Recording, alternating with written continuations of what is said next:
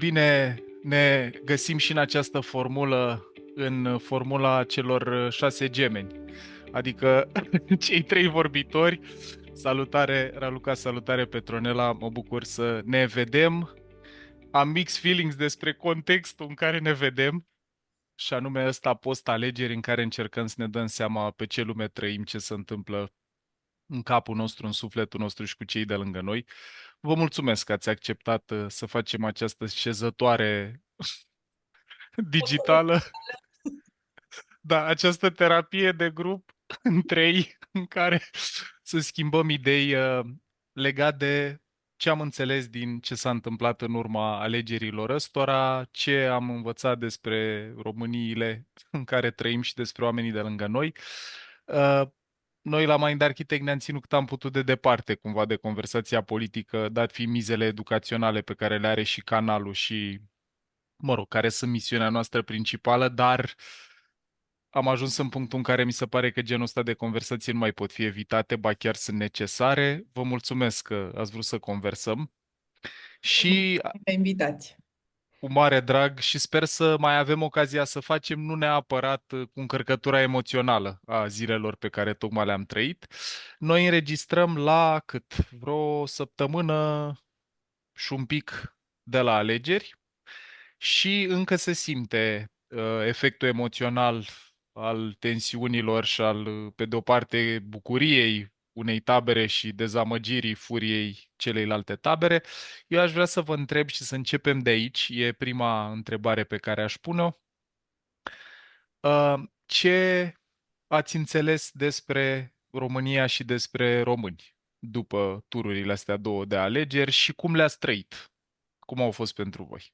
Eu aș începe cumva cu o idee pe care am tot avut-o odată ce am văzut situația asta, în special situația care a început de fapt în noiembrie, cu un gând pe care l-am avut atunci, cum, Doamne iartă-mă, sigur i-am zis mama naibii atunci, nu am văzut toată povestea asta, pentru că era predictibil. Acum știi cum că după război mulți, cum era vorba asta, Mhm. Eroi Viteji.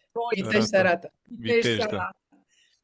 Însă dacă stăm să ne uităm la contextul larg, la contextul mondial, cumva are sens de ce se întâmplă asta și sunt studii nenumărate în psihologie socială care ne arată că după contexte de criză, cum a fost în cazul ultimilor ani pandemia, apar contexte de criză financiară și implicit apar și contexte sau este spațiul prielnic pentru a apărea extremismul. Și explicațiile sunt destul de clare, au niște teorii foarte simpliste, foarte bine exprimate către un public larg. Și în momente de criză și în momente dificile emoțional, oamenii tind să aleagă perspectiva care aparent le oferă cea mai mare certitudine, doar că această certitudine este una iluzorie. Și atunci, sigur că dacă ne uităm post factum, putem înțelege de ce am ajuns în situația asta. Nu? Acum, asta nu înseamnă că ne și place tot ceea ce s-a întâmplat. Iar pentru a răspunde la a doua parte a întrebării, pentru mine a fost foarte dificilă perioada asta. Adică eu nu am crezut vreodată și ai mei, de exemplu, erau foarte consternați de intensitatea emoțională pe care eu am trăit toată perioada asta și ei nu înțelegeau pur și simplu ce mi se întâmplă. Eu am și zis, zic, Doamne, asta e o chestie din asta transgenerațională, mă urmărește ceva și eu nu înțeleg ce mă... Acum, sigur că dacă ne uităm la istoria noastră ca popor, ar avea sens ca fiecare dintre noi să avem ceva transgenerațional în legătură cu povestea asta. Da? Pentru mine chiar a fost o perioadă foarte intensă. După ce mi s-au mai așezat gândurile, am simțit că am disponibilitate să ascult mai mult. Ok. În momentele alea, parcă ăsta a fost cel mai greu lucru, să pot să ascult ceea ce îmi spuneau oameni care aveau păreri diferite de ale mele. Mulțumesc, e o setare de cadru foarte bună. O să întreb și pe Petronela cum a simțit zilele astea și ce a înțeles, dar o să vorbim pe larg despre cum facem să ne reglăm și să vorbim cu oameni foarte diferiți de noi, că iată am descoperit, voit nevoit, că sunt multe persoane diferite de noi lângă noi. Petronela, acum Da, și a fost... la fel, cu foarte multă intensitate. Um, Eu am și un detector de ăsta foarte corporal, foarte somatic pentru frică, pentru abuz, pentru pericol, care i-a antrenat în foarte mulți ani și era aproape năucitor cumva să-mi dau seama cât de somatic, cât de concret se simte și cum o altă parte a oamenilor, da, cealaltă Românie despre care vorbeai, e complet opacă la asta, mai mult decât atât este atrasă Mm. de mecanismul ăsta de abuziv, de pericol, de frică și că e... Um, și am simțit așa, la un moment dat, cred că chiar în ziua alegerilor sau pe acolo, aproape o formă de neputință. Și a fost ceva ce mi-am explorat după aia în contextul meu terapeutic, această neputință pe care am simțit-o în a ajuta și m-a ajutat pe mine, pentru că era vorba până la urmă și de o decizie foarte importantă pe care eu am luat-o înainte de alegeri, și anume să plec din țară imediat dacă se întâmplă asta, pentru că Mhm. mi-am spus că nu am luptat atâția ani ca să ajung să mă scot pe mine din pericolele care m-au înconjurat toată viața, ca apoi să trăiesc într-o țară care în mod inerent va deveni periculoasă pentru sistemul meu nervos și pentru psihicul meu. Mhm. Și se vedea lucrul ăsta. Începuse violența să înflorească. Eu am primit foarte multe, pentru că am fost foarte activă și am încercat să explic, am încercat să vorbesc, am vorbit despre ce simt și ce văd. Am primit foarte multe amenințări, am primit foarte multe insulte, foarte multe injurii. Și atunci, chiar dacă eu nu le-am luat personal, am putut, adică Ai simțit climatul. am simțit valul de ură și de cumva de furie care crește și care începe să aibă ținte, inclusiv pe mine. Și atunci, în ziua legilor, am avut așa un moment în care am zis, ok, am luptat cât am putut, am putut activa partea asta de luptă, a face, n-am stat în neputință, n-am stat în îngheț și dacă n-a ajutat la nimic, după Atunci, asta pot pleca. Da? Pot să mă extrag pe mine dintr-o situație de abuz, pentru că acum am resursele și mijloacele să fac asta și nu o să mai îngheț și nu o să mai rămân captivă într-o situație de abuz. Și mi s-a părut foarte frumos pentru mine ca proces că am putut să mă raportez altfel la un pericol foarte mare decât am făcut-o în copilărie și în tinerețea mea, și că am avut resurse și sigur, am trecut prin frică, am trecut prin emoții intense, am avut și soluții. Am putut să iau decizii legate de asta.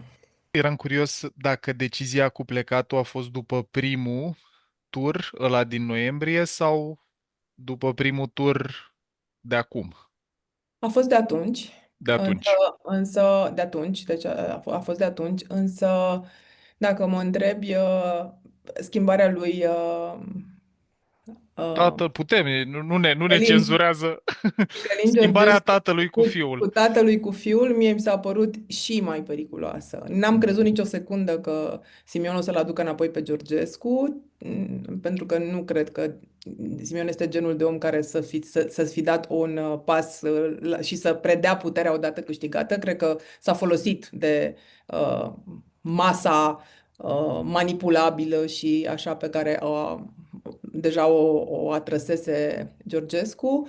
Și Simion mi se părea mult, mult mai periculos, de fapt, decât Georgescu.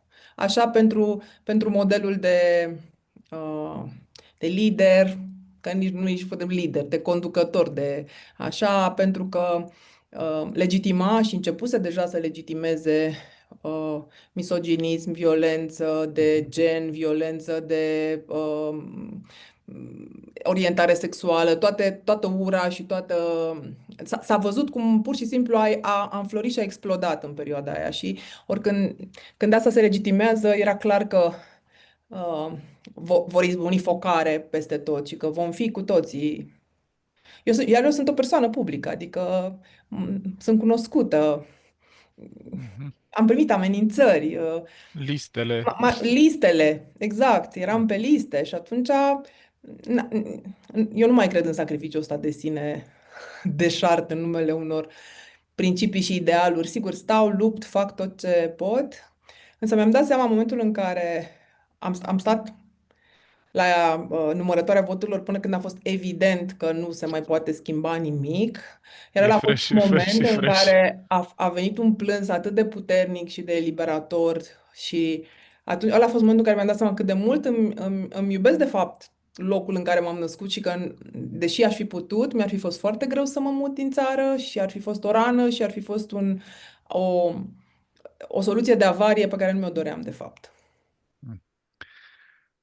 Până intrăm în starea psihică a poporului român zilele astea, că aici vreau să ne uităm cel mai mult. Pentru mine și eu am fost unul dintre oamenii care în noiembrie anul trecut am crescut numărul căutărilor raportate cu cine e Călin Georgescu. Și Eu eu. Eu înainte de votul ăla, habar n-aveam. Eu n-am TikTok, am avut o oră TikTok, am simțit că mi se lichefiază creierul, l-am dezinstalat și nici nu folosim la Mind Architect, n-avem platforma asta, deci eu literalmente n-am primit niciun fel de mesaj, de nimic înainte. După aia am intrat în vizuina iepurelui adânc.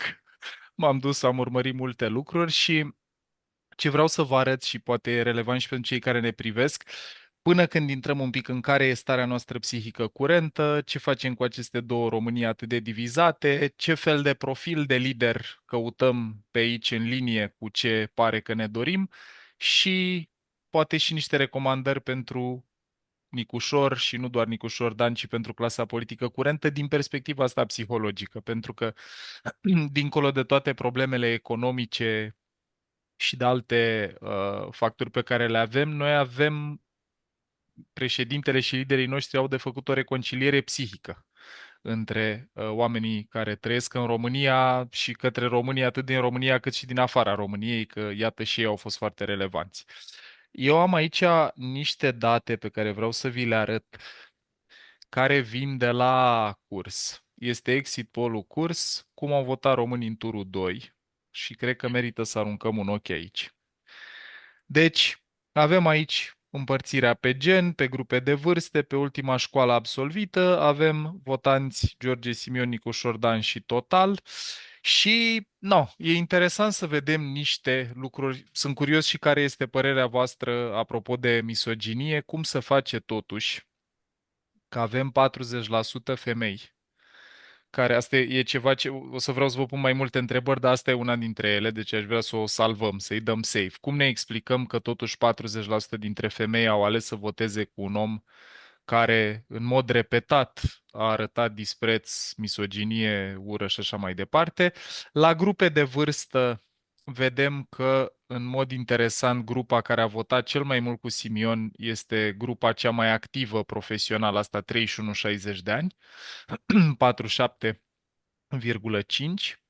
Aici, într-un fel, e o poză destul de relevantă a relației între educație și nu neapărat atracția față de Simion, ci atracția față de idei simple și neverificate și lipsă de gândire critică. Case la 35.000 de euro, benzină la 1 leu și așa mai departe, unde vedem că oamenii care au educație sub liceu absolvit, 62% au votat cu George Simion, liceu, școală postliceală 49%, iar cei cu studii superioare 25%.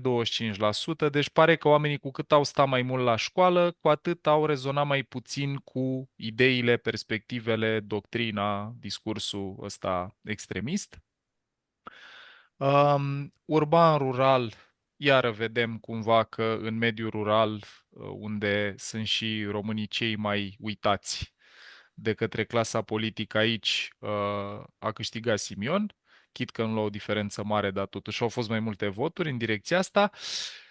Foarte interesant mi s-a mai părut, mă rog, dincolo de regiunea istorică unde vedem că pe locul 1 și 2 la votat Simion au fost Moldova și Muntenia, Transilvania mai puțin și București cu atât mai puțin și singurele două județe, dacă mi-aduc eu bine aminte, sau singurele două, da, a fost Clujul care și în turul 1 a votat cu Nicușor, era o mare de Simion Cluj și București au fost, cred că, singurele două de pe hartă care au votat predominant Nicușor și asta mi s-a părut foarte interesant. Aș mai vrea să arăt și lucrul ăsta și să-l vorbim un pic și după aia să mergem la perspectiva cu de ce au votat atât de multe femei cu George Simion. Vedem așa că oamenii care au votat în turul 1 cu Simion, 3,4 s-au sucit în turul 2, deci Nicușor a reușit să convingă sau poate George Simion a reușit să îndepărteze 3,4% dintre oameni. Cei care au votat cu Nicușor doar 2,4 s-au sucit, deci vedem că a câștigat 1% cumva. De la Nicușor au mers la Simion 2,4, de la Simion au mers la Nicușor 3,4. Foarte interesant ce s-a întâmplat aici, sunt curios cum vedeți asta. De la Crin Antonescu la Simion 16%, 83 la Nicușor, la Ponta 38 cu 62, de la Elena Nasconi. Pentru mine asta a fost foarte surprinzător, că totuși 18% dintre votanții ei, 19 aproape, au votat cu Simion, probabil din sentimentul de nedreptate, că de ce a candidat el și nu ea, de ce a trebuit să retragă ea, dar așa, foarte interesant cum răspunsul emoțional la momentul ăla a dărâmat orice alte considerente ideologice sau de apropiere într-o convingeri și valori de un candidat sau altul. Așa arată perspectiva cu cine sunt oamenii care au votat și ce au ales. De la misoginie la 40% femei care au votat cu genul ăsta de candidat. Nici nu cred că e relevant că e George Simion sau Călin Georgescu atât de mult. Cum ne explicăm asta? În teoria relațională, lucrurile ne explică foarte clar, de fapt, acest mecanism care ei, în teoria relațională, ni se spune că de cele mai multe ori suntem atrași de un tipar pe care noi îl cunoaștem. Dacă este să mergem mai departe cu această idee, scopul atragerii în cuplu de același tipar este vindecarea tiparului. Adică mă simt atras de cineva care mi-a produs suferință din dorința universului, aș spune sistemului nervos, de a vindeca o rană pe care în psihologie noi știm că e greu să o vindecăm in vitro, la rece, și atunci o vindecăm in vivo, pe viu, într-o dinamică relațională. Acum, asta ce înseamnă este tiparul relațional al României, de fapt. Pentru mine, eu am așteptat foarte mult aceste date pentru a-mi confirma din nou această teorie, cum că asta este ceea ce cunosc femeile în România, lucru extrem, extrem de trist. Unele, Asta este pară-se. unele dintre, 1% din femeile care au ieșit la vot cunosc asta în România și au această atracție de nestăpânit și o să povestesc un pic apropo de ce spunea și Petronela mai devreme cu mesajele pe care le-a primit. Marea majoritate a mesajelor pe care eu le-am primit a fost din partea femeilor. La fel și la mine.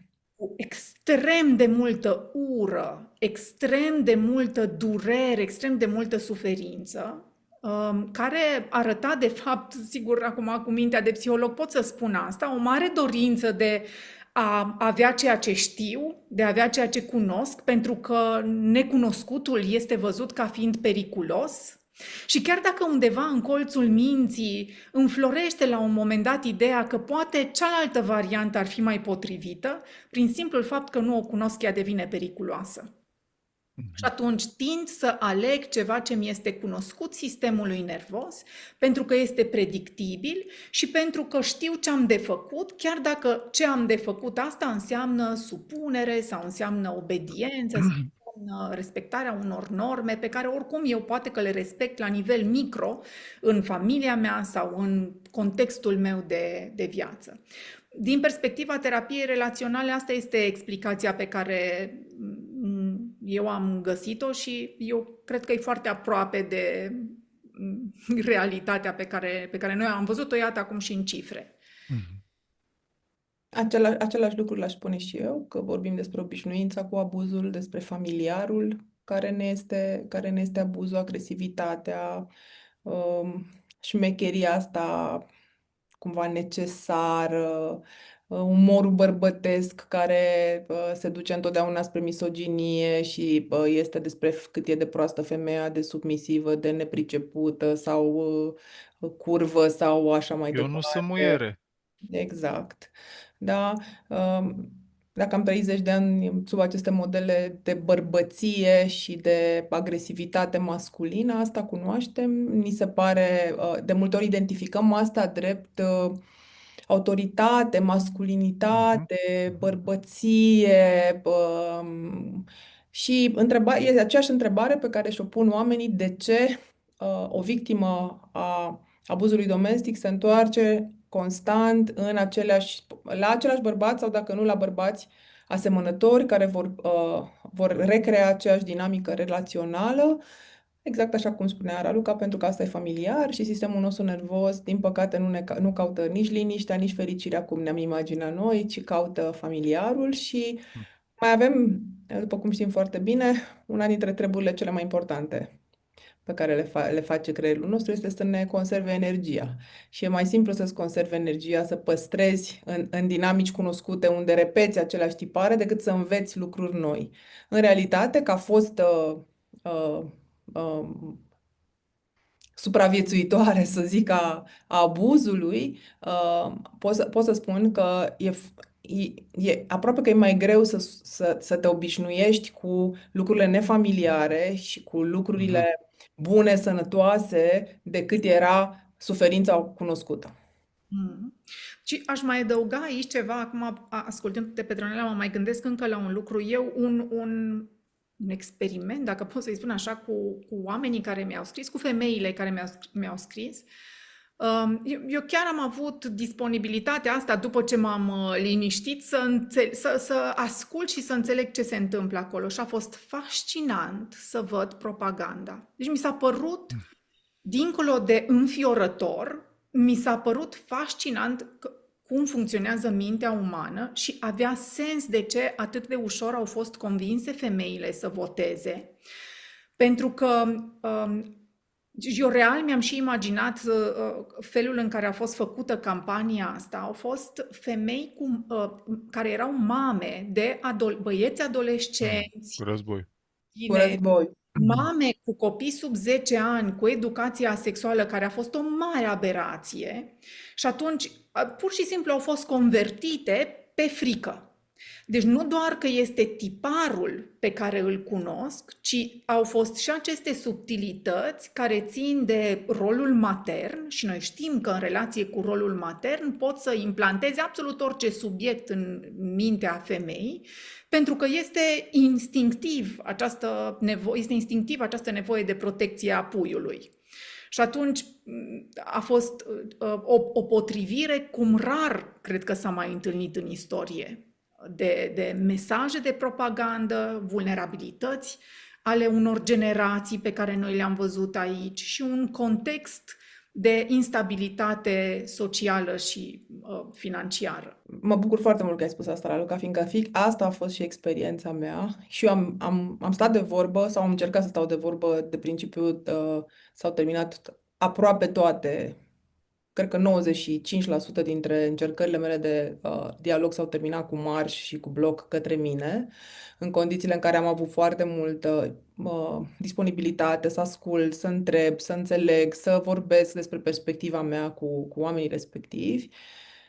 Și am stat și m-am gândit, am încercat să mă pun în pielea unei astfel de femei, că tot la fel și la mine femeile erau și aveau toate exact, aveau aceeași retorică și îmi urau, că cumva mi urau și mă insultau și mă amenințau cu ceea ce pe ele le înspăimânta foarte tare și exact Mhm, asta le înspăimânta. mhm. Faptul că bărbaților și copiilor o să plece la război, că vor deveni gay, că vor fi obligați să poarte fuste, sau că vor fi puși să facă sex la școală, pentru că așa se întâmplă în școlile din Occident.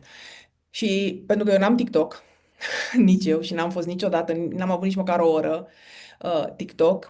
Am stat de vorbă cu kinetoterapeutul meu care are 24 de ani și care a fost foarte activ. De, copilul a stat și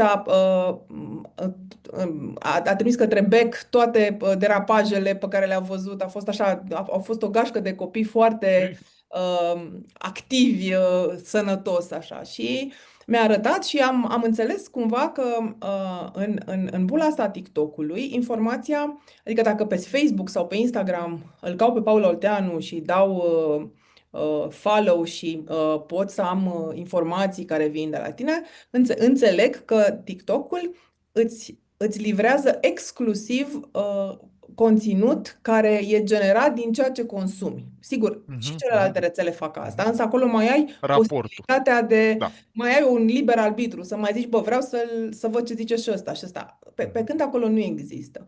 Ori asta a făcut ca bulele informaționale în care noi am trăit să fie atât de diferite, încât pur și simplu mi-e foarte clar că am trăit în două Românii și realități total diferite. O realitate în care diploma de baca lui Nicușor Dan era falsificată, în care acum apar, nu știu dacă ați văzut că apar ordine de concentrare pentru război făcute cu AI-ul. Da.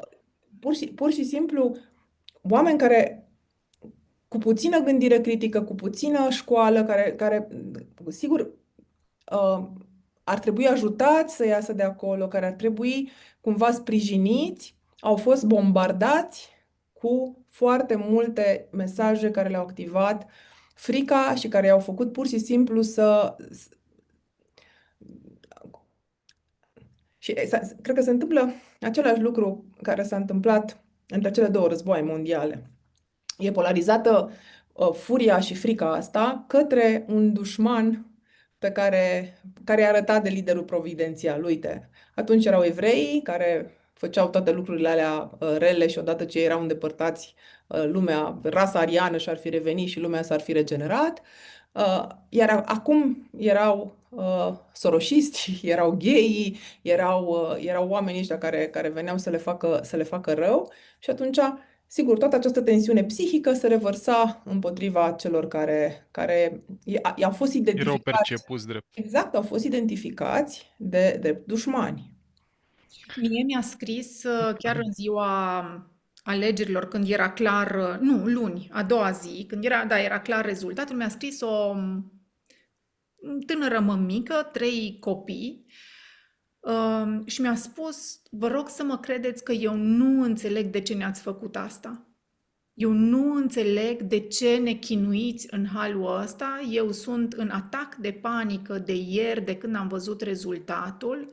Eu nu mai pot să trăiesc astfel.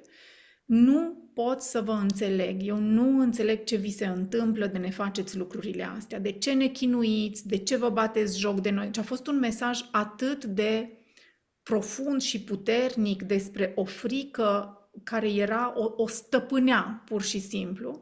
El a fost primul moment în care am realizat că stai că nu e numai despre mesajele astea care s-au transmis.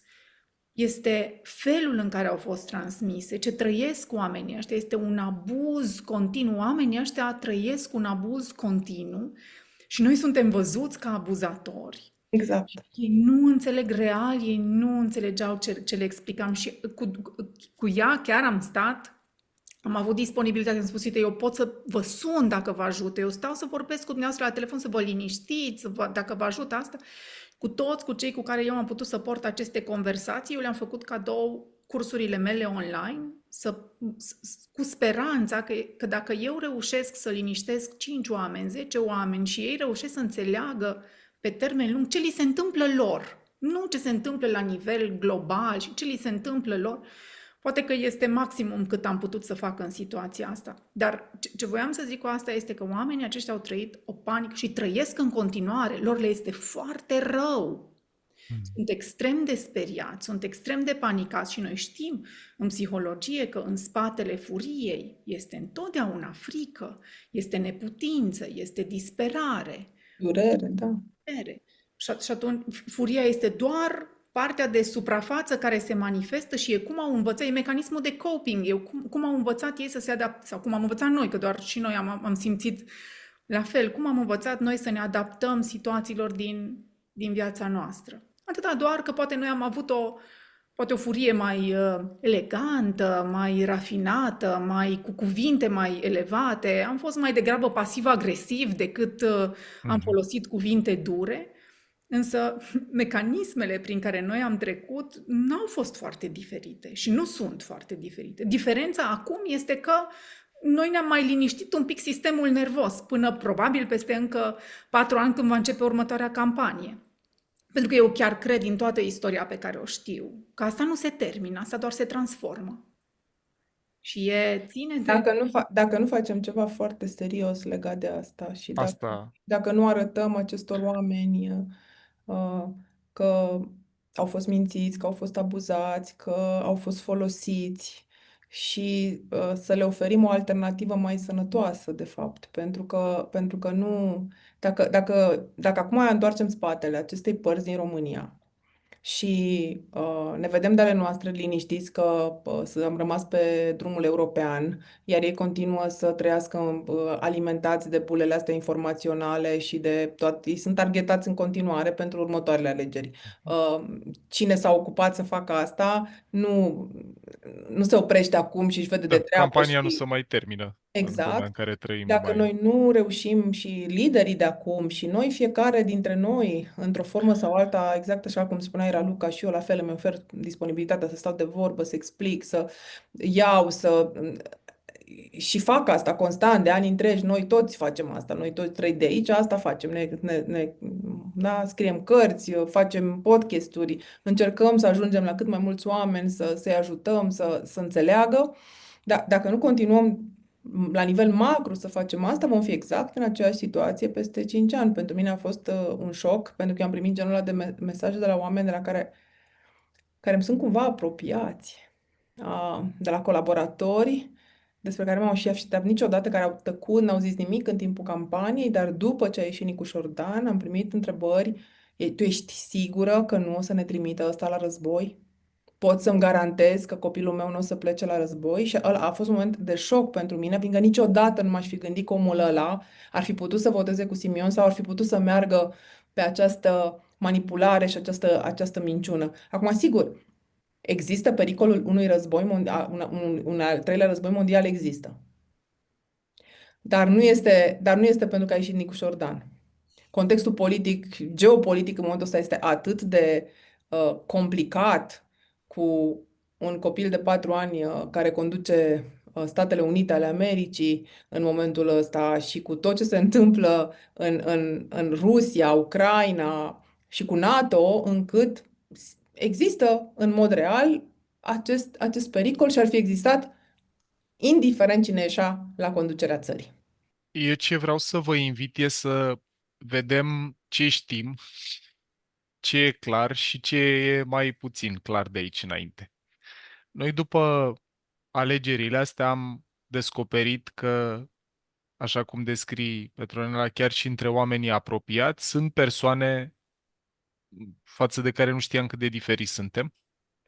Eu n-aș spune, uite asta, aici, că ai mai spus o dată, cred că nu suntem deloc diferiți. Cred că nevoile noastre sunt exact aceleași. Nevoile, da, Da, da. avem Uite, nevoie de chiar siguranță, să de vă arăt. predictibilitate, avem nevoie să ne simțim văzuți, Da, auziți și da, că contăm.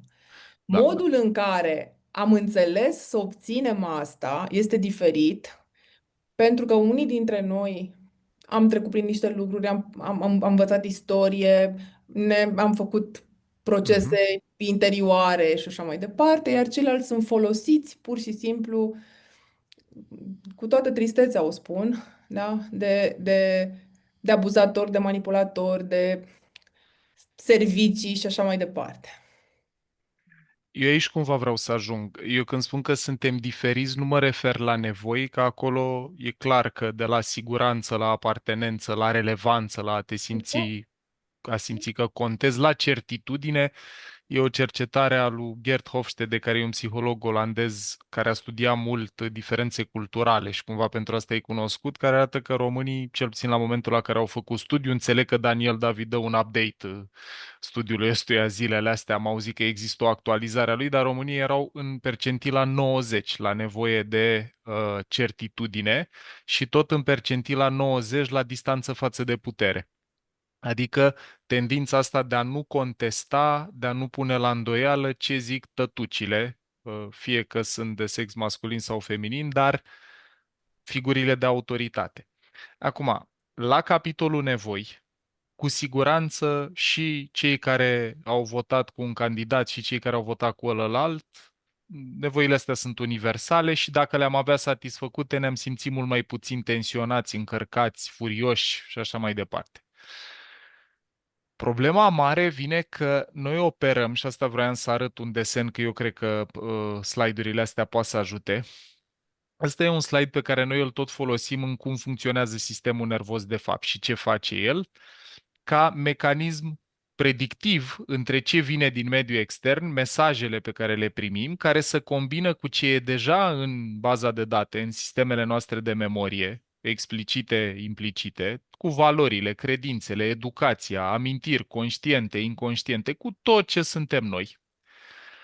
Asta ne dă percepția despre realitate și noi folosim frecvent desenul ăsta să argumentăm ideea asta că realitatea nu există și că fiecare operează la propriu, cu un model propriu despre realitate, care nu e o temă filozofică, e o temă neurobiologică, că nu există realitatea, care percepție e influențată de starea emoțională curentă, apropo de mesajele primite și de voi și de mine și de mămica cu 3 copii care avea atacuri de panică. Deci când ești în distres, începi să vezi lumea foarte alb-negru, să îngustează foarte mult perspectivele pe care le ai și regresezi la ce e familiar. Aici cu galben, asta e memoria noastră implicită, asta e inconștientă care operează mult cu automatisme, cu rutină. Și intrăm în activarea simpatică, ni se modifică și parametrii biologici, unde simțim puls crescut, tensiune crescută, feedback-ul visceral de care vorbea și Petronela mai la început. Cu desenul ăsta în minte, care e cumva realitatea curentă în ce înțelegem despre ce face sistemul nervos. Problema noastră mare vine de la diferențele astea de filtre și vine și de la faptul că și o tabără și cealaltă, că suntem, chit că ne place să recunoaștem sau nu, suntem împărțiți în mai multe tabere, din păcate, în perioada asta, au ajuns în distres. Că, exact cum descriați, la unii distresul s-a dus mai mult în agresivitate, violență verbală, violență fizică și la îndemnul liderului care a zis acești oameni ar trebui jupuiți și după aia a doua zi, după ce a dormit, de drepturi. Un mic update. Problema pe care v-aș invita să o adresăm este cum vedeți diferența asta de filtre între cele două categorii din populația noastră. De dragul exemplului, vorbim despre cine a votat cu George Simion, respectiv Georgescu și cu Nicușor. Eu reflectez de când au avut loc alegerile astea, tot mă gândesc ce se poate face. Fiecare dintre noi cum putem contribui, ce pot face și liderii noștri, ca diferențele astea de filtre să se atenueze în următorii 4-5 ani, cât să mai existe loc de bună ziua între cele două tabere, pentru că, și asta vreau să testez cu voi, să-mi spuneți dacă ați avut sentimentul ăsta că nu era spațiu de dialog. Erau persoane cărora, indiferent ce le spuneai, erau atât de mult în distres pe nevoile legitime pe care le-ați prezentat, siguranță, apartenență, claritate, respect și așa mai departe, că nu era spațiu de discuție și eu cumva nici nu mi-am concentrat eforturile acolo. Da? Mi-am dat seama că pentru cine e hotărât că e bine să mergem către extremism, izolaționism, sângele de dac, nu avem un spațiu comun unde să dezbatem. În egală măsură erau și oameni în partea cealaltă care nu era spațiu de discuție în cealaltă direcție, deci asta nu e particular votanților unui candidat. Acum, pentru persoanele care nu erau în acest distres care le făcea orice urmă de rațiune sau deschidere să dispară, voi cum vedeți apropierea între aceste două tabere? Ce își doresc și unii și ceilalți și ar fi util să ne amintim și să vorbim mai mult și mai des despre ce avem în comun înainte de a vorbi despre ce soluții vedem diferite, cu speranța că poate ce avem în comun, ce ne e familiar, fie că sunt aspirații sau dorințe, fie că sunt dureri, ne ajută să ne dăm seama că, băi, la urma urmei și unii și alții ne dorim să ne fie mai bine împreună. Problema e că vedem, în virtutea filtrelor ăstora diferite, vedem acest mai bine foarte diferit. Ce ați spune, deci, că au în comun toți oamenii care au ales să voteze altceva decât ce au trăit în ultimii 35 de ani? Că, la urma urmei, este primul lucru pe care îl vedem comun. N-am avut niciun partid ăsta istoric, PSD, PNL, în finală, nici în primul tur ăla anulat, nici în cel de-al doilea. Ce putem să înțelegem de aici? Eu aș porni de la ideea asta de apartenență pe care ai menționat-o mai devreme, pentru că eu cred că, ok, sunt aceste nevoi comune, cum spunea și Petronela mai devreme, de fapt fricile au fost aceleași, însă dacă ar fi să nu ne uităm la frici, ci să ne uităm la partea asta pe care noi o putem construi, ce aș putea să construiesc astfel încât să reduc în intensitate frica, Mhm, ce aș mhm, putea să construiesc este sentimentul de apartenență. Și mie mi se pare că în momentul acesta, oricine este în zona de educație, tot leadership-ul țării astea, ar trebui să-și adreseze această întrebare. mm, Ce putem face astfel încât oamenii aceștia, indiferent de tabără, pentru că să nu uităm, așa cum spunea și Petronela, și eu am făcut parte din categoria oamenilor care se gândea acum să-și facă bagajele să plece, deci nici eu nu simt apartenență. mhm, Și atunci, poate că întrebarea importantă aici este cum putem construi în cazul tuturor acestor oameni, indiferent ce au votat, sentimentul că ei aparțin acestei țări, acestui loc, acestui spațiu. Și întâi de toate, pentru ca oamenii să simtă că aparțin, au nevoie să aibă o cultură organizațională, nu-i așa? Care să ne țină într-un spațiu pe care noi să-l percepem sigur. Și acum pasul următor este ce înseamnă un spațiu sigur? Cum înțelege mintea siguranța? Un spațiu în care să aibă loc toate părerile fără să fie judecate, analizate într-un context de criză. E foarte greu să faci chestia mhm, asta. Deci asta nu merge. Noi, în terapie relațională, noi avem acest principiu de care ne ținem cu dinții, noi batem fierul cât e rece. Astfel încât conversațiile dificile și dureroase să se poarte în momentul în care sistemul nervos nu este activat, pentru că atunci nu este despre conversație. mhm, Atunci mhm. este despre supraviețuire. Și apoi fiecare face ce știe mai bine. Și atunci eu cred că avem acești ani care sunt extraordinar de importanți pentru a construi sentimentul de apartenență prin două direcții. Odată, un leadership la care să ne putem raporta și în relație cu care să începem să simțim apartenență și, în al doilea rând, să construim un spațiu de dialog în contexte care nu sunt activatorii. Acum nu putem decât să sperăm că nu se va întâmpla un război, că Mhm. criză oricum e financiară, Absolut, economic o să fie oricum. dar nu va fi la fel de activatorie criza asta precum a fost pentru România, precum, să sperăm, precum a fost în ultimul an. Și atunci eu cred că acestea sunt cele două mari direcții în care merită investit în următorii ani, astfel încât să nu trăim un deja vu peste 4-5 ani, pentru că atunci Cu înseamnă că mai multă încărcătură emoțională. clar mai multă încărcătură și nu înseamnă că e ceva neregulă cu noi, ci înseamnă că acum la nivel de istorie 5 ani înseamnă absolut nimic și s-ar putea să fie nevoie de mai mult timp până când oamenii vor învăța toate aceste lucruri și noi știm asta că s-ar putea să fie la nivel de generații.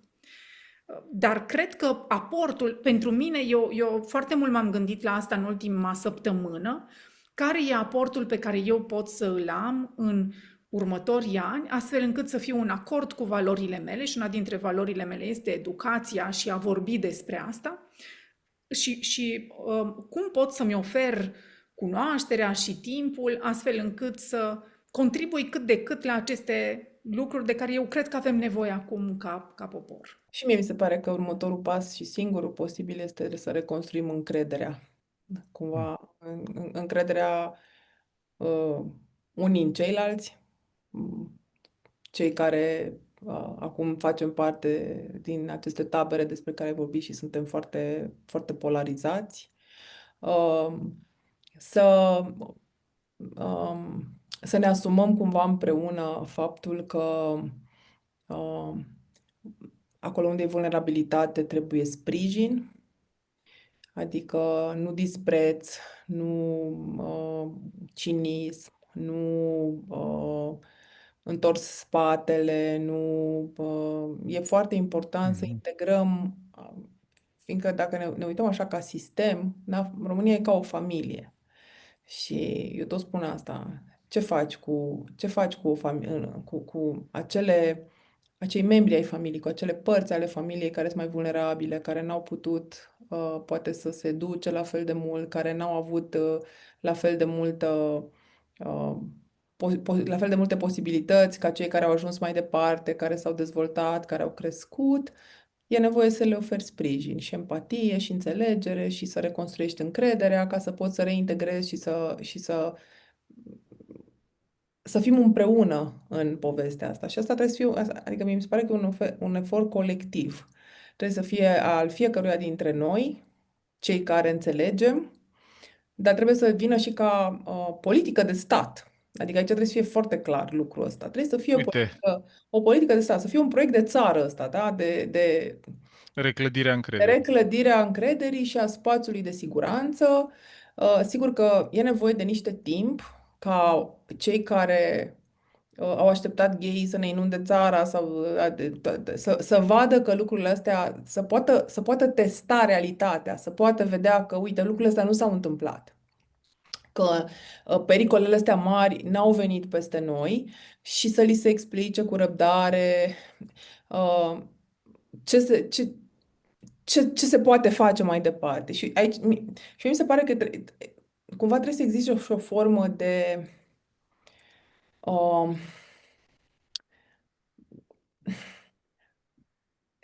de control, nu știu, a rețelelor sociale Mhm. într-un mod sănătos. Mhm. Noua Zeelandă cred că tocmai a interzis pentru copii Da. rețele Danemarca, sociale, Australia sunt. da, da. Cred că e nevoie și să lucrăm inclusiv cu copiii, cu tinerii noștri, pentru că dacă, așa cum îi creștem, așa o să-i avem ca adulți. Și dacă nu intrăm un pic acolo, să reglementăm, în primul rând, mi se pare că în România, în acest moment, legile care protejează de legionarism, extremism, nazism, amenințări, nu sunt puse în aplicare. Nu sunt. Avem nenumărate cazuri, da, în Mhm. care nu se întâmplă nimic când oameni pe rețele sociale amenință, insultă, folosesc citate, folosesc însemne, toate lucrurile astea. Este un motiv pentru care extremismul este ilegal.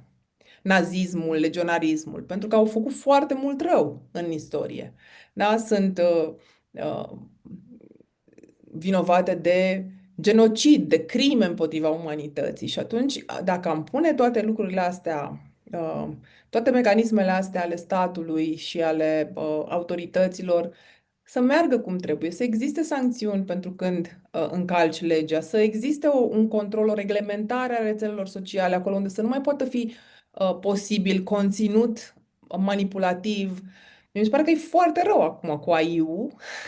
Este foarte, Da, foarte rău și e foarte greu pentru oameni. Voi ați văzut ce s-a întâmplat cu toate imaginele generate de AI, cu copii cu 6 mâini, cu 6 degete la mână, care erau pasămite triști pentru, nu știu, și că oamenii pur și simplu nu aveau instrumente să distingă realitatea de conținutul fals de informații. Aici mi se pare că e o vulnerabilitate foarte mare care trebuie în anii următori reparată, care trebuie cumva oblojită în așa fel încât să avem pe ce construi mai departe. E o propastie foarte mare, de fapt, între cei care înțeleg și cei care nu au cu ce să înțeleagă. eu sunt, cred că cea mai dificilă temă la care mă gândesc zilele astea este că prăpastia asta a fost creată în niște zeci de ani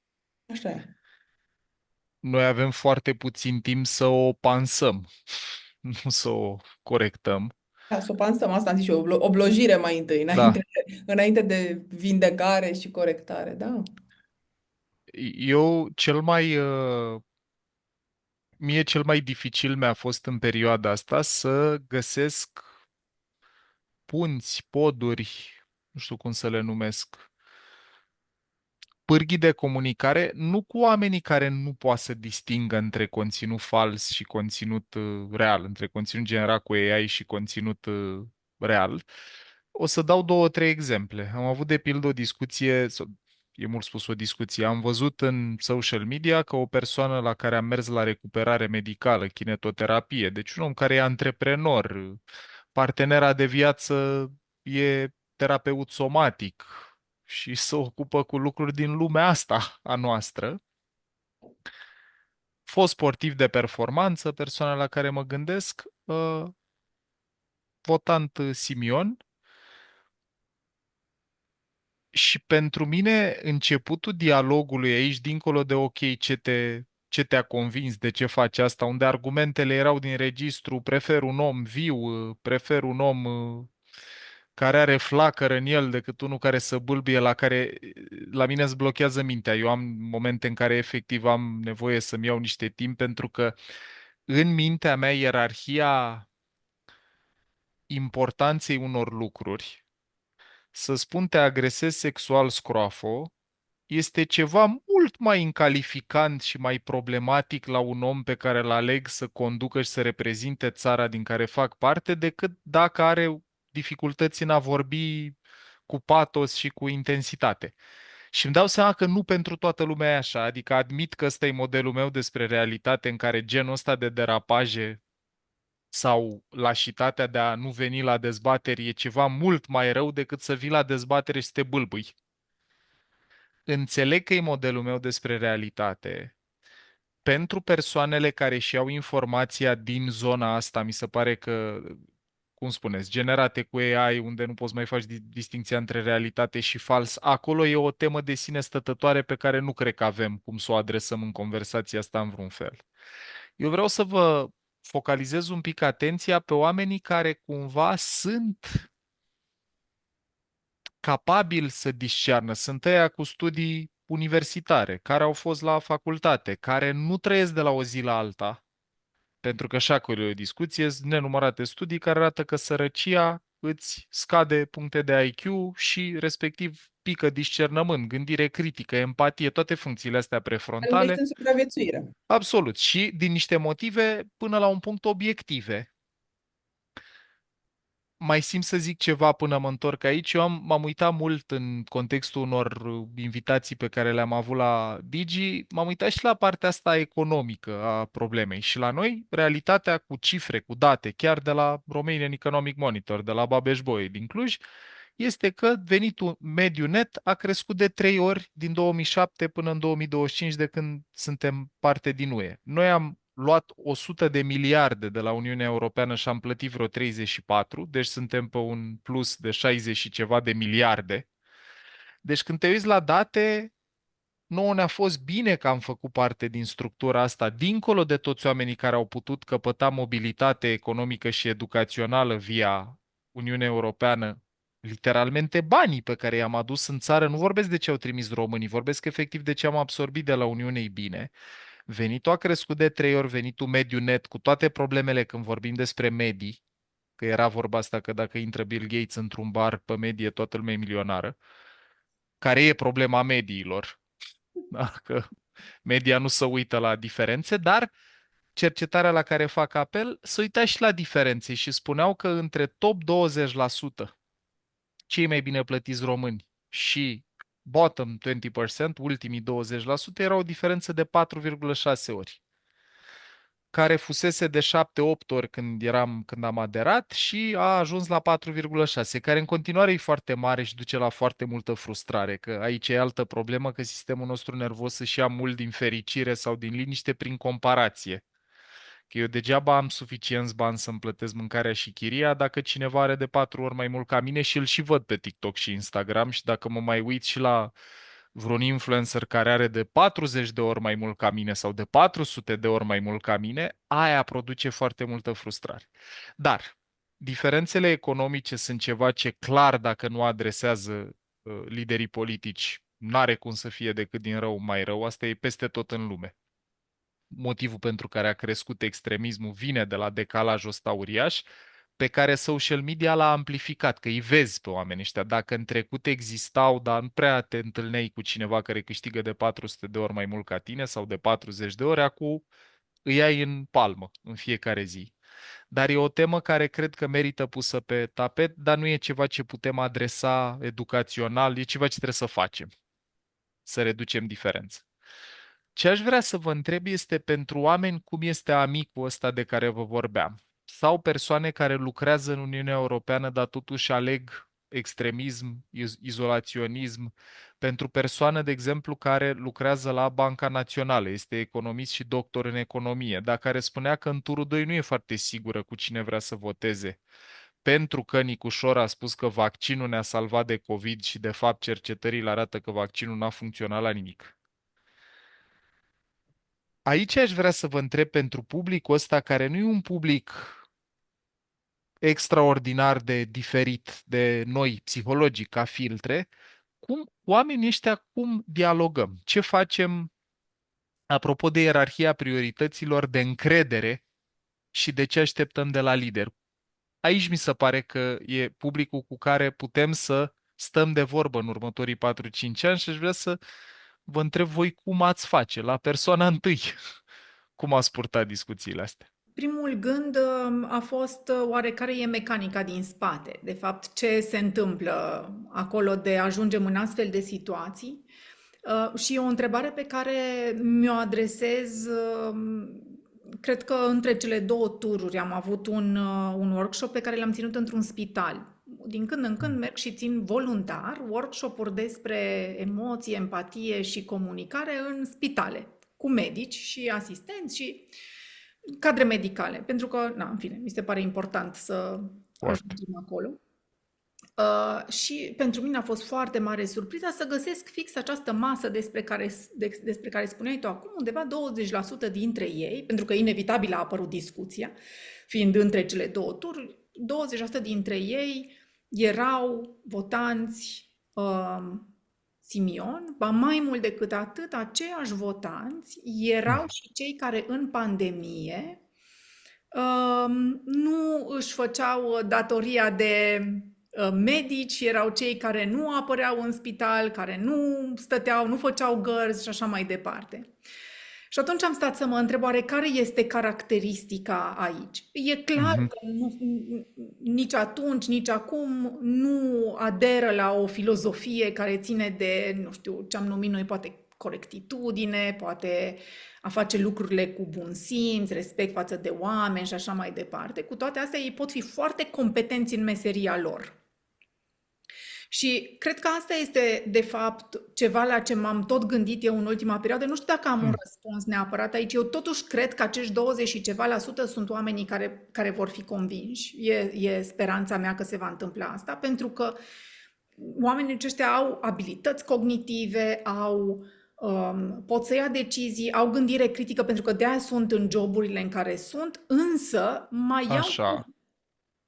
Așa. Asta-s curios. Ceva ăsta, Mintea cum... mea, ce a apărut acolo a fost poate chestia asta de speculă, de manipulare, de să văd eu cum o să fie mai bine, să văd dacă nu reușesc eu să-mi fac lucrurile mai bine, dacă cumva iese ăsta, că eu sunt oricum mai deștept și poate îl pot convinge să-mi aducă mie niște beneficii. Nu știu dacă are. Deci pe interes propriu, așa, pe self-interest, adică o prioritizare a să-mi fie mie bine, indiferent ce se întâmplă cu ce e în jur. Asta e my gut feeling. Eu nu am aici o teorie pe care să-mi susțin această idee, dar primul gând care mi-a trecut prin minte a fost ăsta, că mi se pare că, de fapt, e ca povestea aia cu s-a întâlnit hoțul cu prostul. Și, de fapt, ei văd aici o oportunitate. Și un alt moment în care m-am gândit la asta a fost imediat după alegeri, când Simion a venit în Cluj, a zburat în dimineața aia în Cluj și a anunțat că își ia o perioadă de vacanță în Transilvania și eu eram cu ochii căscați și am zis, cum? Noi am votat aici 80%, cum? Când de fapt, sigur, el de fapt a făcut tranziție mai departe către. Către Viena. Însă a postat un live, mi s-a părut incredibil la ce am fost martor. A postat un live din casa unui foarte renumit profesor, doctor, chirurg din Cluj, care l-a găzduit și care l-a invitat la cină pe Simion, alături de alți colegi ai lui și, în fine, cred că mulți din propaganda asta MAGA, mai erau vreo doi acolo. Mhm. Dar știm că s-au plătit acei bani pentru lobby-ul respectiv. Și a fost momentul în care m-am gândit, ok, dar de ce se întâmplă asta? Deci cum se poate întâmpla? Și m-am tot uitat la acel filmuleț doar să mă conectez cu my gut feeling în povestea asta. Și instinctul meu vine în zona asta de oportuniști, de doar să văd cum o să o scot eu cumva la capăt, o să mă descurc eu cumva în situația asta, o să văd cum pot să-l conving să am un beneficiu, pentru că noi știm că unul dintre marii finanțatori al lui Simion este un concetățean al meu, care are unul dintre cele mai mari business-uri cu statul. Pot să înțeleg mecanica asta din spate. Nu știu dacă asta e teoria sau nu, dar eu cred că este oportunitate acolo pentru Mhm. noi de a vedea că cel mai probabil asta e o iluzie care s-ar putea să nu fie dusă la bun sfârșit. Ok. Acum să vă ce zice Petronela aici, că eu sunt doar pe intuiție. Schimbăm idei. Da, personal, eu încerc și e ceva ce fac în general când întâlnesc oameni care, nu știu, care mă izbesc din diverse, sunt izbitori pentru mine, nu neapărat pozitiv, dar și pozitiv, dacă acum nu vorbim despre pozitiv, este să încerc să înțeleg, să fiu foarte curioasă. Mm. Și în cazurile care mi-au fost la îndemână, cu care am putut poate dialoga sau doar să observ, că nu întotdeauna am intrat, că n-am avut spațiu de dialog, pur și simplu am observat, m-am uitat un pic uh, și la parcursul lor, oameni pe care îi cunoșteam. Este o serie de oameni, nu la prima mână, nu prietenii mei, dar părinții prietenilor mei sau prietenii prietenilor mei sau oameni pe care îi cunosc din diverse contexte, pe care i-am văzut uh, și care erau oameni cu care puteam să am un dialog și cu care puteam și pe care cunoșteam și cu care chiar am interacționat într-un mod destul de fericit în anterior, care au început să se ducă în zona asta în perioada pandemiei. Mhm. Adică și oameni, unii dintre ei majoritatea cu studii superioare, Mhm. și acolo a fost primul șoc pentru mine. Și am în minte cel puțin 4 oameni în momentul ăsta, poate mai mulți, care au început să aibă un discurs foarte volatil, foarte ciudat pentru mine în perioada pandemiei, care s-a tot radicalizat, s-a extremizat, iar acum sunt acolo, da? Sunt complet radicalizați, nu există Și nimic. radicalizarea, sunt curios, a avut legătură cu faptul că au crezut că nu există virusul sau că i-a deranjat că au fost obligați să stea în casă sau că le-a afectat starea economică, statul în casă, adică care a fost mijlocul radicalizării via pandemie? Este foarte ciudat, pentru că 3 dintre ei fie au avut ei boala și destul de Ok. rău, fie au avut pe cineva în familie foarte rău. Deci, cred Deci că a nu fost. puteau să nege că a existat. Exact, cred că a fost pe frică foarte mare. Cred că a fost acolo o frică care a fost foarte greu de conținut, de susținut și atunci a fost mai simplu cumva pentru minte, acolo în spaima aia de complexitate, să meargă pe varianta asta antivaccinistă, pe ideea asta că cu vaccinul vor să ne omoare, să ne introducă diverse lucruri, ce teorii ale conspirației au fost acolo și după aceea, odată odată fidelizați și odată intrați în ciclul ăsta informațional, cred că de acolo au fost hrăniți pur și simplu doar cu asta și Mhm. e foarte interesant că mintea noastră are o toleranță foarte ciudată la absurditate. Pe măsură ce... E o atracție de-a dreptul. Exact, și e foarte ciudat, pe măsură ce... O teorie oricât de absurdă ți se pare, dacă auzi de 4, de 5, de 10 ori, la un Devine moment dat familiară. începe să aibă un pic de sens. Și aveam o discuție cu fiica mea care a venit și mi-a zis, tu, mama, fii atentă, că ea are tot felul tot așa. Și mi-a zis, tu, dacă îi asculți pe oamenii ăștia, există, ei pornesc de la ceva care are sens și care e real, după care pleacă filmul care nu mai are nicio... Mhm. da, undeva există o frică reală, o teorie reală, un adevăr, ceva care chiar s-a Mhm. întâmplat sau s-a simțit exact așa, după care e construit. Și cred că odată intrat în bula asta, e foarte greu să mai ieși de acolo și cred că dă și o senzație de apartenență treaba asta, să faci parte dintr-un grup de oameni care gândesc la fel, cred la fel. Mă gândesc, de exemplu, la părintele unei prietene foarte bune, care a plecat din țară, uh, care nu și-a ascultat copiii nici măcar o secundă, pentru că face parte acolo dintr-o lume, o diaspora care constant a alimentat asta. Ei sunt acolo, ei sunt mai degrabă și diaspora este împărțită în două lumi. Este Mhm. lumea, sunt acei oameni din diaspora cu care lucrez eu, de exemplu, în retreat-urile mele, în terapia Mhm. individuală, care sunt integrați, care au joburi foarte bune, care se simt în țările alea, s-au dus acolo pentru că le Cetățeni nu de mâna a oferă, doua. exact, cetățeni europeni. Și Da. sunt cei care se simt mai degrabă refugiați în țările alea. Mhm. Și Foarte bună distinția asta. am rude care au plecat de vârsta mea, cu care am avut o discuție foarte neplăcută acum de alegeri. Au plecat când e unul dintre verii mei care are aceeași vârstă ca mine. Am crescut cumva împreună.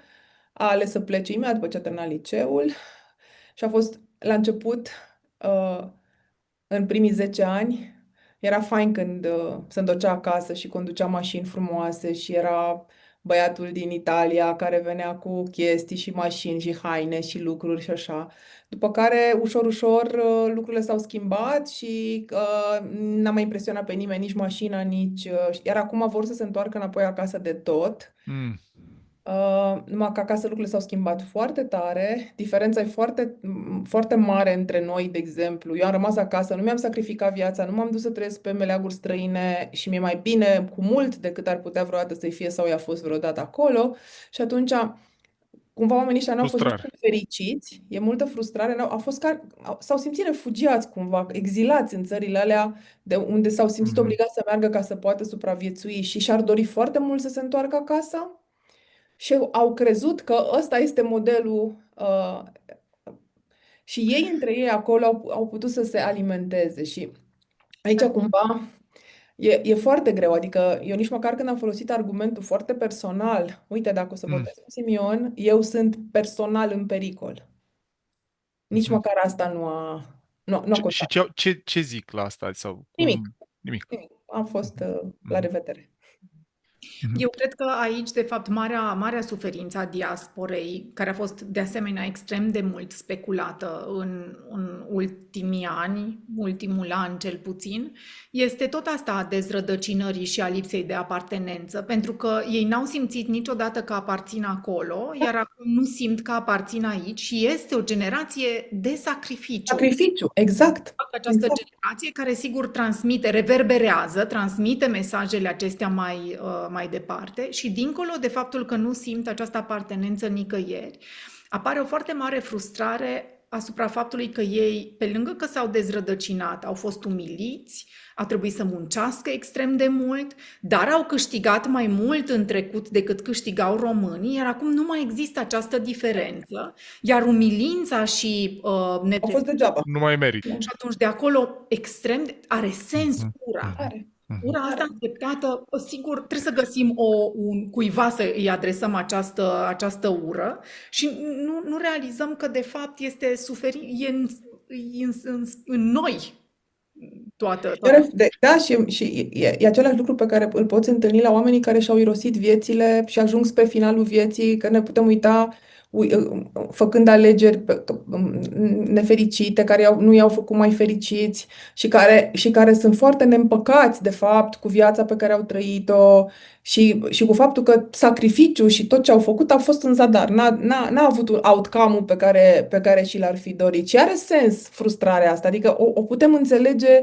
Eu înțeleg și am foarte multă empatie și compasiune pentru ce se întâmplă în interiorul acestor oameni care descoperă că a fost degeaba, s-au dus, s-au chinuit, au trăit acolo, au fost discriminați, poate au muncit la munci de jos, nu s-au Și se simțit. simte degeaba, nu? Exact. Oare nu e aceeași chestie, apropo de întrebarea pe care ai adresat-o, Paul, doar un gând pe care l-am acum. Poate că e fix același lucru care se întâmplă și cu cei 20 și ceva la sută, care poate sunt supraeducați, au muncit extrem de mult și cu toate astea nu sunt fericiți Mhm, în ceea ce mhm. fac. Și atunci toată frustrarea aia trebuie să se întoarcă înspre ceva, pentru că ceva în ce au crezut, cum este educația, cum este munca, cum este colecțiunea, n-a funcționat pentru ei astfel încât să fie mai fericiți și să trăiască în bunăstare emoțională. Din nou e doar un gând, poate că e... Eu aici vreau să zic o idee la care am reflectat și mi se pare tot așa.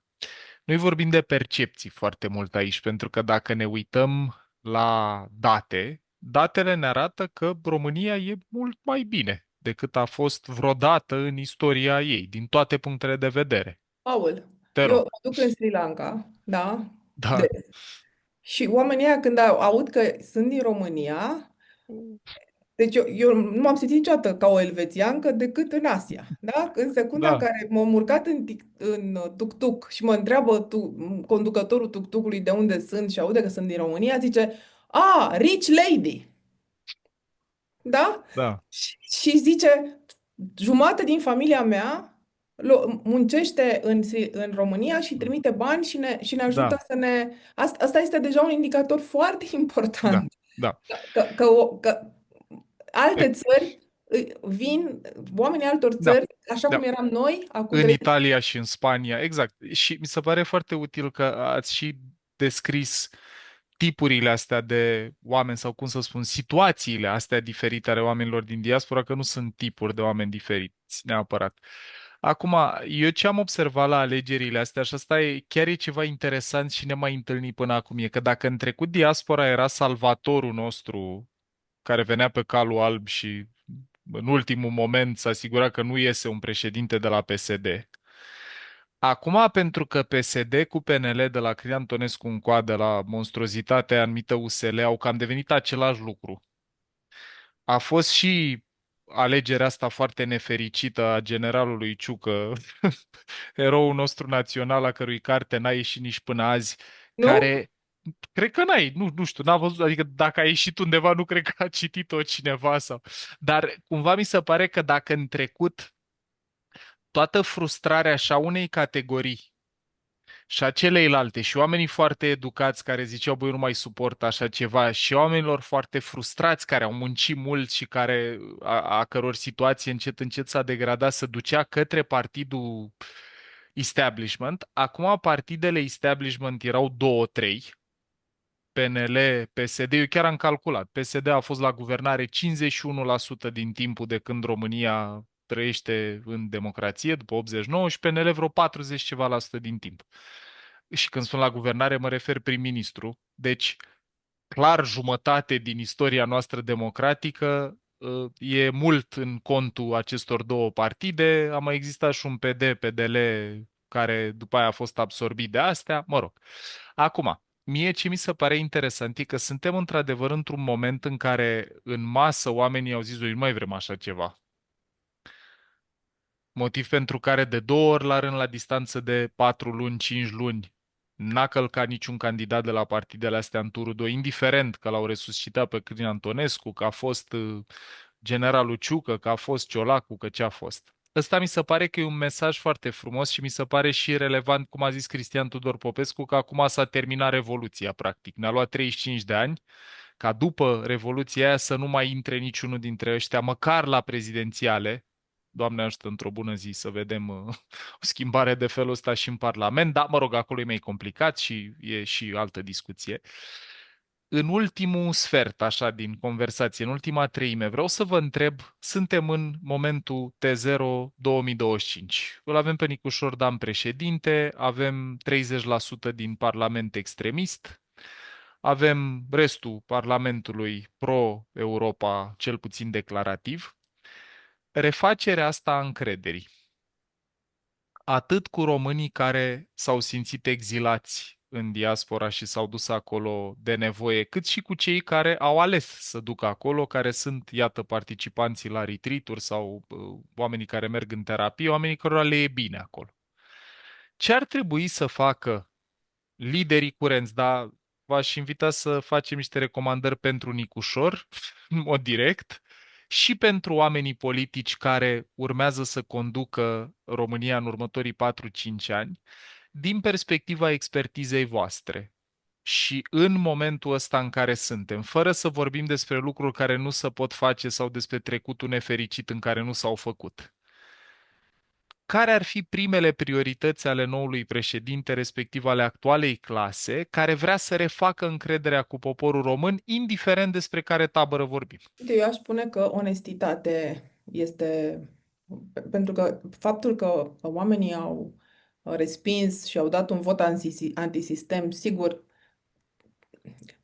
toată lumea a crezut că dă un vot antisistem, să Mhm, spunem așa, da? mhm, Pentru că mhm. dacă ne uităm la ce s-a întâmplat cu AUR, de fapt, Da. era tot Da, sistemul ce au acolo. perceput e că Probabil e că și, antisistem. exact, probabil că și în USR și în alte zone mai există E oameni și de niște sistem. Da, sistem, e ar clar fi că greu. chiar să Corect, scoatem sistemul de tot, probabil că nu n-a fost posibil și absolut. nu e posibil. Dar am ajuns la acest vot antisistem, perceput antisistem, din cauza minciunilor și promisiunilor repetate, constante, corupției și modului ăsta intransparent, lipsit de onestitate. Și atunci, cred că foarte important este primul lucru, onestitatea cu prețul lipsei de popularitate. Da? Pentru că noi mințim ca să câștigăm Mhm, apreciere, să fim corect. plăcuți, să fim populari și să fardăm adevărul. Și atunci, cred că asta ar fi foarte important, să începem și din punct de vedere a mare încredere. Mie mi se pare că Nicușor Dan este omul care are capacitatea să facă asta. Și sper să se înconjoare de oameni care să aibă și ei capacitatea și să-și asume responsabilitatea, un al doilea. Pentru că o fugă de responsabilitate, cum a fost la clasa politică în România și Da. dat vina unii pe alții și incapacitate de asumarea greșelii și a vinei atunci când a fost vorba. Deci partea asta, smerenie, aș zice. Pentru că, iată, avem avut acest guru, acest lider providențial, călare pe cal, care a venit și ne-a La vorbit propriu. cum Gandalf. Da, și, da, și s-a cadat cu ritmul ăla hipnotic, da? Și aici aș zice că e nevoie de multă smerenie și iarăși simt și ce am văzut până acum, da, ghiozdanul, copilul, da, lipsa de dorință, de grandoare, de mers cu limuzine, stat în palat, cred că îi Mhm. sunt foarte utile, pentru că vin într-un spațiu de ăsta de Și la el smerenie. pare că sunt autentice, adică și ca Așa, primar general și în ce a mai făcut și avut, tot în sectorul 6 stă, adică tot nimic din cine e el nu pare să dea sentimentul ăsta. Deci mi-am luat onestitate, responsabilitate chiar și cu prețul de a nu fi popular sau onestitate chiar și cu prețul de a nu fi popular, plus responsabilitate în sensul că pe noi ne vor paște niște creșteri de taxe, niște mulgeri de bani, de undeva trebuie să vină niște bani pe care da, PSD-ul și în mod trebuie să fie cu particular, asumare partea asta, adică, da, eu așa. acum, cu mintea mea, de acum eram mult mai tânăr atunci, dar mi-aduc aminte momentul nepopular cu Boc, cu 25% tăiat de la pensii și salarii, care i-au adus foarte mult hate, dar acum pot să mă uit că ăla a fost un gest de mare responsabilitate pentru România, că omul a avut capacitatea, mă rog, împreună cu restul lumii care conducea să facă asta lucru pe care noi nu l-am mai văzut de atunci încoa, adică literalmente toată lumea zice cine v-a lucrat aici, deficitul e de la ăilalți, nu e de la noi, Ciolacu pleacă, cine, ce-am candidat eu, de ce vă uitați la mine? Ce? Bun, onestitate, responsabilitate și smerenie, apropo de a nu ne da ceasul de 10.000 de euro jos de la mână înainte de a intra în interviu, ci poate să nu avem ceasuri de valoare asta sau să nu Să ne nu ducem în ieșim cu fața Loropiana oamenilor. să dăm jos cu pisica din copac, da? Ca să vadă populația că... Ce om bun suntem Exact. și ce suflet nobil avem, ok, Exact. ok.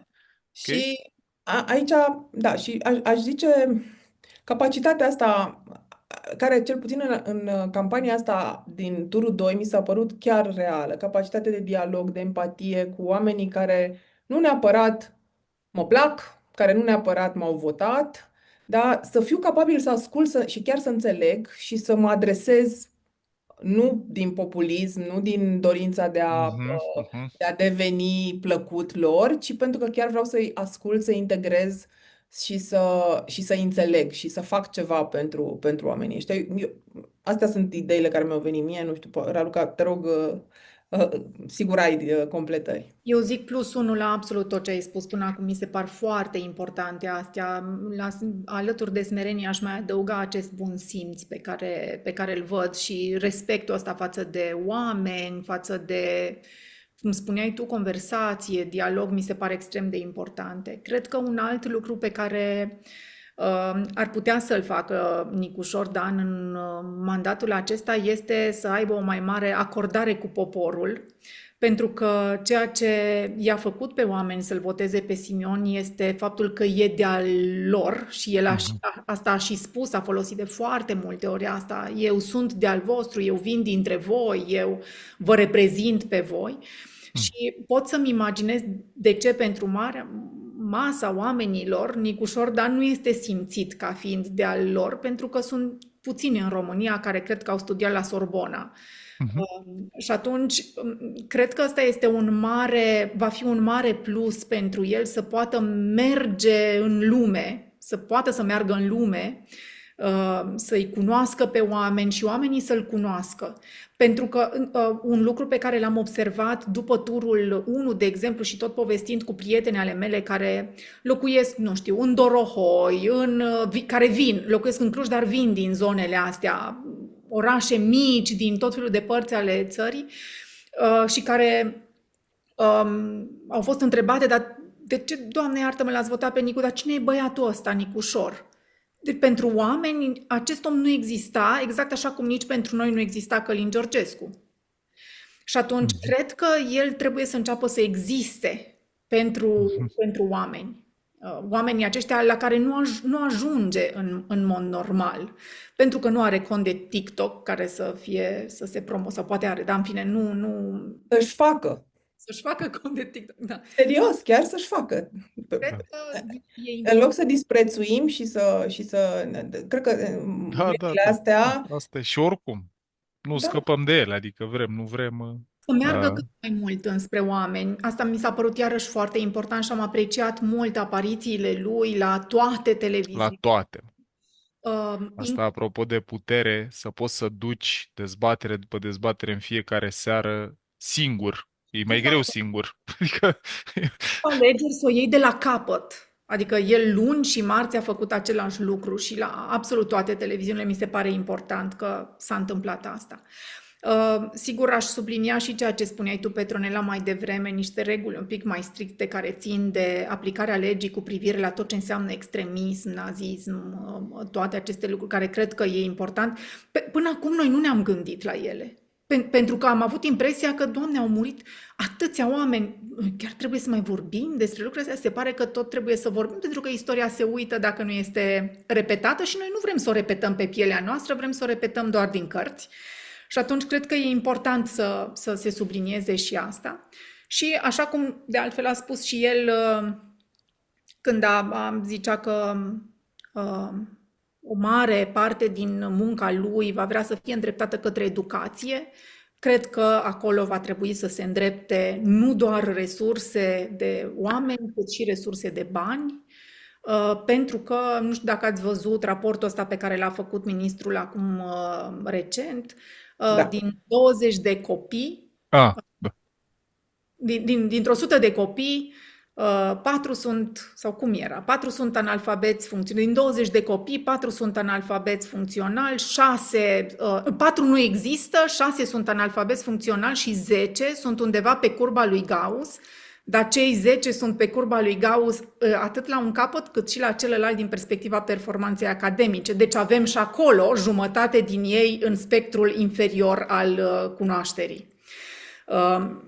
Și atunci, din 20 de copii, să știi că ai 3-4 care chiar înțeleg ce se întâmplă acolo. Acolo e nevoie de multă, multă muncă și atunci cred că aici și insist, subliniez ce spuneai, Petronela, mai devreme, chestia asta cu onestitatea mi se pare extrem, extrem de importantă, să ies, să spun ce gândesc, să exist pentru oameni, noi știm asta, dacă oamenii nu au conținut, își inventează ei conținut și întotdeauna conținutul va fi pe frica lor, pe vulnerabilitățile lor, vor inventa o poveste în care ei au nevoie să creadă. Și atunci de asta cred că e atât de important ca clasa politică să apară și să vorbească pentru oameni despre ceea ce ei fac și ce își doresc să obțină. Altfel vom inventa noi ceea ce vrem noi să facă ei și nu fac. Și știți ce mi se pare mie foarte interesant în povestea asta? Zicea Radu Vancu, a făcut o glumă zilele trecute pe Facebook în care zicea că au băgat ăștia pe Netflix un film în care un copil de la țară ajunge la Sorbona și acolo, în loc să-și vadă de olimpic internațional și în loc să-și vadă de cariera academică, se întoarce să păzească clădiri și să facă muncă civică și la un moment dat Pe aia ajunge candidează. președintele României și cine dracu se uită la filmele astea, că sunt ce siropoșenii care nu au niciodată o astfel de turnură în viața reală. Era o ironie pe care o făcea. Și ce mi se pare mie foarte interesant este că Nicușor Dan este dintr-un sat de lângă Victoria, din aceeași curte sau fundul curții cu cosmeticiana mea. Da? Adică vorbim de un băiat de la țară, așa cum sunt și eu, că și eu am crescut la țară, da? Care a trăit într-un oraș mic și care a reușit să aibă un astfel de parcurs încât, iată, astăzi este președintele României, făcând matematică, da?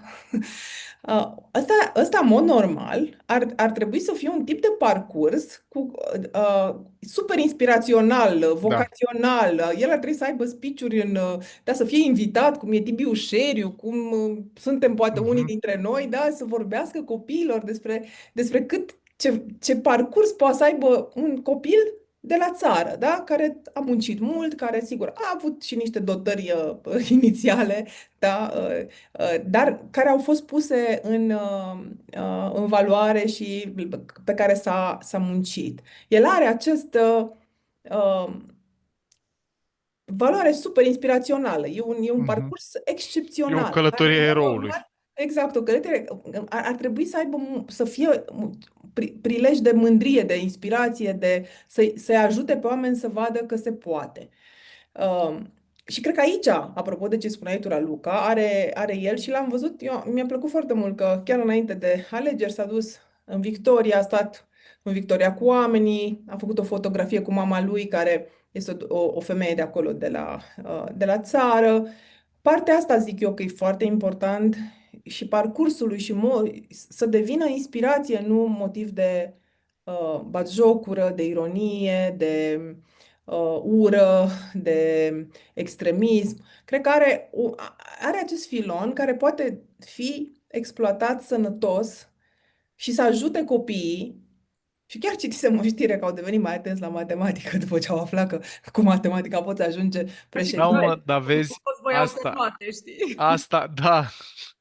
da, asta mi se pare că e cel mai provocator lucru într-un fel, pentru că noi foarte mult din cauza social media și folosesc din cauza, am ajuns să respectăm cu totul alte lucruri. Pentru mine a fost așa, pansament pentru suflet cumva că Dani Mocanu a publica melodia aia, deci sunt super curios câte procente i-a adus lui Nicușor sau câte procente i-a luat lui Simion acea melodie. Dar realitatea e că Conversie s-ar putea să fie cei 1%. s-ar putea să fie ajutat acolo, nu? Aici mi se pare că e toată discuția, că noi am ales un om, o parte dintre noi, din fericire, un Mai mare. milion aproape peste jumătate, am ales un om cu această călătorie a eroului. Dar e o mare parte din țară care vede o altă călătorie a eroului față de care are tracțiune, și anume asta de om care scrie pe pereți Basarabia e România, urlă, răstoarnă mașini de la Digi, ălălalt care călărește calul și trage conducta, face baie dezbrăcat în baia termală și așa mai departe. Și există ambele versiuni, există ambele filme pe Netflix. Îl avem și pe ăsta cu copilul din satul Victoria care ajunge președintele României, îl avem și pe ăsta cu ceilalți doi.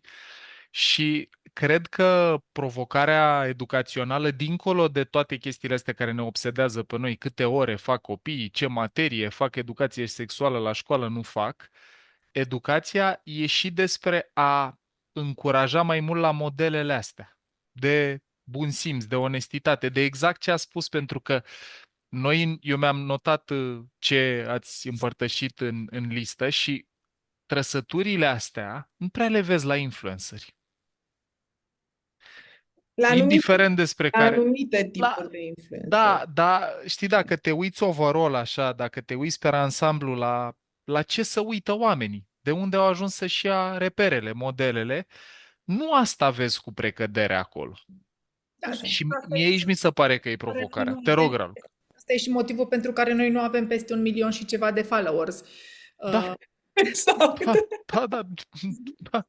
Și nu prea sunt, adică uite, stăteam să mă uit și eu apreciez și respect foarte mult și munca pe care o face Dragoș Pătraru, de pildă.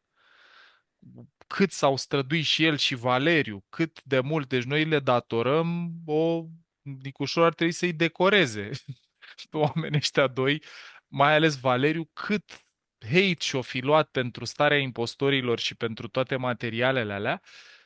Dar chiar și acolo, ok, a crescut canalul, a ajuns la 470.000 sau câți oameni sunt acum acolo, dar sunt canale care au milioane unde oamenii urmăresc, nu știu, copii jucându-se și înregistrăm pe Twitch. Și aici mi se pare că e provocarea mare pe care trebuie să o adresăm și în școală și părinții. Adică când mergem și vorbim la evenimente, că am fost colegi în diferite configurații de a vorbi la evenimente, se pare că e foarte mult despre asta, măcar pentru publicul ăla deschis care e dispus și care poate urmărește și episodul ăsta pe canal. Miza e cu bătaie pe termen lung și este despre ce model de lider, în ce fel de model de lider credem și ne dorim, nu este doar despre cine ne dă mai mulți bani, relația asta foarte tranzacțională, cu votez cu ăla care mai promite ceva, care e legitimă, Raluca, apropo de ce spuneai că e pe self-interest. Bă, dacă sunt la nivelul ăla de evoluție al conștiinței, că e și documentat asta în teorii de dezvoltare a adulților, dacă ești la oportunism, la scapă cine poate, aia alegi până când ai condiții de viață să ieși de acolo. Dar problema e că dacă eu sunt un tânăr, mi se pare acum, știi, sunt la sat și modelul meu e unul care a făcut o combinație, n-a terminat liceul, dar are BMW, și altul care a terminat la Sorbona, dar să bâlbâie și parcă nu prea Într-un îl plac nici apartament fetele, într-un apartament cum cu arăta și a lui bunica. zgăliți de copii, da, cu pereții. Și asta e lumea în care trăim, adică e ceva ce n-ar mai, în opinia mea, nu trebuie să judecăm, trebuie să zicem, băi, ok, e clar că noi ne orientăm și după simbolurile astea de statut. Ar fi mișto să devină un simbol de statut să fiu un om onest, să devină un simbol de statut să fiu un om responsabil. Și aici, deci mă bucur că am construit lista asta împreună, sper ca niște oameni măcar care îi consultă pe cei care urmează să conducă să se inspire, informeze, să se ajute de lista asta. Mi s-a părut foarte educativ și reportajul ăla de la Recorder, poate l-ați văzut, cu 50 de români intervievați, cercetare calitativă. Deci au intervievat 50 de români înainte de turul 2 și acolo poți să vezi foarte mult din temele oamenilor. ce le câștigă încrederea și în ce spațiu psihic sunt, că băiatul cu care se termină reportajul pe mine m-a durut cel mai tare dintre toți. Era un tânăr care putea fi luat din reportajul ăla și pus într-un videoclip la o piesă muzicală, deci arăta din alt film față de mulți din ceilalți, care spunea ce sens are să merg la vot, că nu se schimbă nimic, am doar un vot și continua să-și mănânce micii. Eu aici, apropo de am doar un vot, sigur, eu cred mult în investiția asta în educație, pentru că mi se pare că problema majoră e acolo, că nu avem în educație repere. Deci din Da. start acolo și Sau le avem pe astea, alte, cum ziceam, cu BMW-ul. Cu... exact. Deci, eu, un lucru pe care l-am învățat despre Nicușor Dan în ultimele 3 săptămâni este că are o capacitate extraordinară de a aduna oameni în jurul lui care să-i ducă misiunea mai departe. Eu nu am crezut în viața mea că voi vedea ce am văzut în ultimele 3 săptămâni, inclusiv în perioada asta, inclusiv ieri. Și eu știu că acolo sunt oameni extrem de inteligenți, extrem de pasionați și foarte dedicați. Și eu cred tare că el are această capacitate de a aduna în jurul lui oameni cu care să construiască povestea asta. Din nou, 5 ani e puțin, dar măcar se poate începe.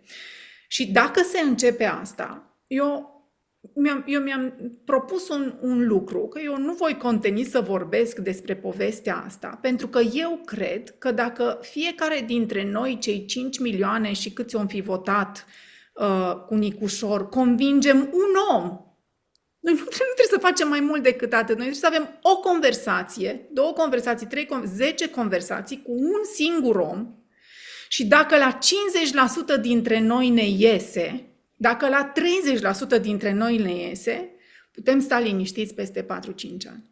Și atunci eu cred că asta este de fapt responsabilitatea pe care noi avem. Și dacă stăm să ne gândim, asta nu e o responsabilitate atât de mare.